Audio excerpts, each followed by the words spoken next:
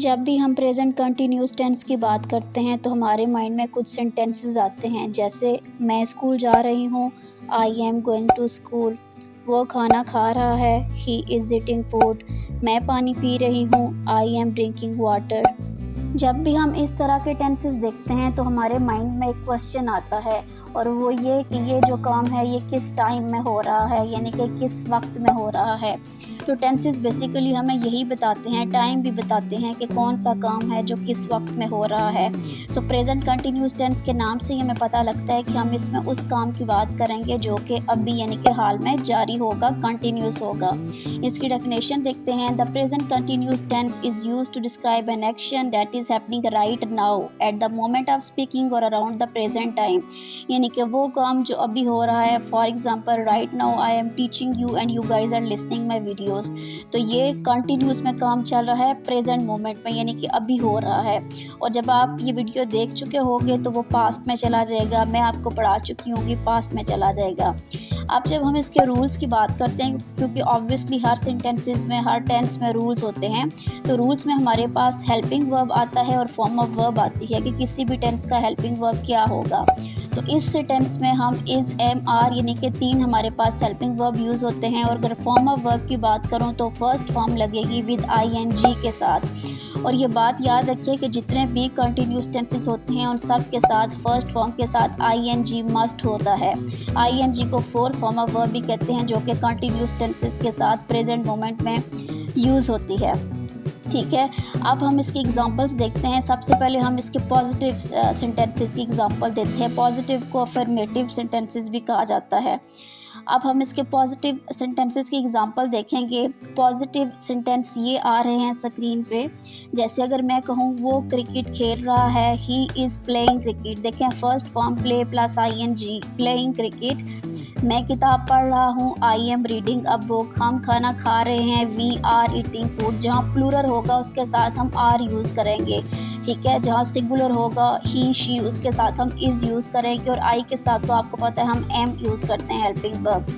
It is raining, बारिश हो रही है। परिंदे हवा में उड़ रहे हैं, birds are flying in the air. Birds क्योंकि प्लूरल है। वो चाय बना रही है, singular, she is making tea. Ali सो रहा है, अली इज़ स्लीपिंग। तुम झूठ बोल रहे हो, यू आर टेलिंग अ लाई।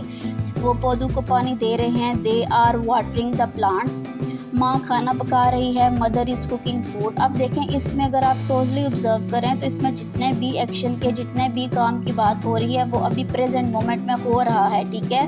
हम ये नहीं कह सकते कि काम ख़त्म हो चुका था, या हम ये नहीं कह सकते कि काम माजी में हुआ है। ये प्रेजेंट में हुआ है और प्रेजेंट में भी हो रहा है, ठीक है। हमारे पास जो सेंटेंस है प्रेजेंट कंटिन्यूस, इसकी डेफिनेशन के मुताबिक ये काम कर रहा है, यानी कि वो काम जो अभी हो रहा है। जैसे वो क्रिकेट खेल रहा है, वो क्रिकेट खेल चुका नहीं है।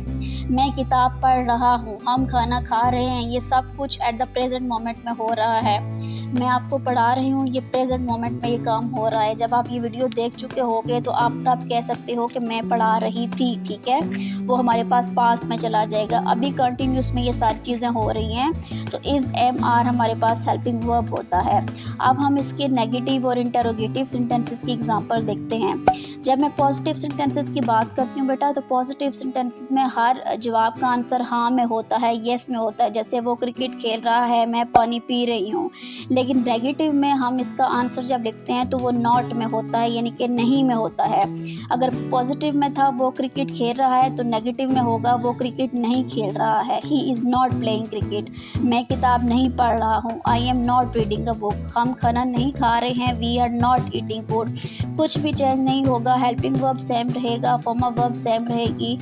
बस इसके पीछे आप लोगों ने नॉट लगा देना है, जो आपकी मेन वर्ब होगी ING के साथ, वर्ब के पीछे आपका नॉट आ जाएगा, ठीक है। इसका आप लोग यहाँ पे स्क्रीनशॉट भी कैप्चर कर सकते हैं। अली नहीं सो रहा है, अली इज़ नॉट स्लीपिंग। तुम झूठ नहीं बोल रहे, you are not telling a lie. वो पौधों को पानी नहीं दे रहे हैं, they are not watering the plants. माँ खाना नहीं पका रही है, mother is not cooking food, ठीक है। तो यहाँ हम नॉट लगा देंगे, जिसको कहते होते हैं नेगेटिव, यानी कि नेगेटिव के नेम से पता लगता है कि कोई चीज़ जो कि नहीं हो रही। इसके बाद हम इंटेरोगेटिव सेंटेंसेस की तरफ आते हैं। इंटेरोगेटिव सेंटेंसेस वो वाले सेंटेंसेस होते हैं जहाँ हम क्वेश्चन पूछते हैं, ठीक है। और इंटेरोगेटिव सेंटेंसेस का ये रूल होता है कि हमारे जो हेल्पिंग वर्ब होते हैं, यानी कि अगर हमारे प्रेजेंट कंटिन्यूस टेंस की मैं बात करूँ तो हमारे पास 3 हेल्पिंग वर्ब हैं, इज़, एम, आर। तो इंटेरोगेटिव सेंटेंसेस में हमारे ये हेल्पिंग वर्ब फर्स्ट पे आ जाएंगे। क्यों? क्वेश्चंस बनाने के लिए। क्या वो क्रिकेट खेल रहा है? Is he playing cricket? क्या मैं किताब पढ़ रहा हूँ? Am I reading a book? क्या हम खाना खा रहे हैं? Are we eating food? क्या बारिश हो रही है? Is it raining? क्या परिंदे हवा में उड़ रहे हैं? Are birds flying in the air? यानी कि कोई भी चीज़ हमारी चेंज होगी, वही फॉर्म ऑफ वर्ब होगी, वही हेल्पिंग वर्ब होंगे, ठीक है। अब हम ज़रा इसके रूल्स रिवीजन करते हैं। हमने क्या पढ़ा था? हेल्पिंग वर्ब कौन सी यूज़ होगी? Is, am, are. और हमारी फॉर्म ऑफ वर्ब क्या होगी? First form with I N G. आपको बेसिकली मेन यही 2 चीज़ें याद रखनी है कि इज़, एम, आर आपके हेल्पिंग वर्ब हैं जो कि आपके तीनों सेंटेंसेस पॉजिटिव, नेगेटिव और इंटेरोगेटिव में यूज़ होंगे। और आपकी form of verb first form के साथ हमेशा आई एन जी आएगा कंटिन्यूस टेंस में। Thank you for watching this video, and if you really enjoyed this video, please subscribe this channel to watch more videos related to grammar. Goodbye.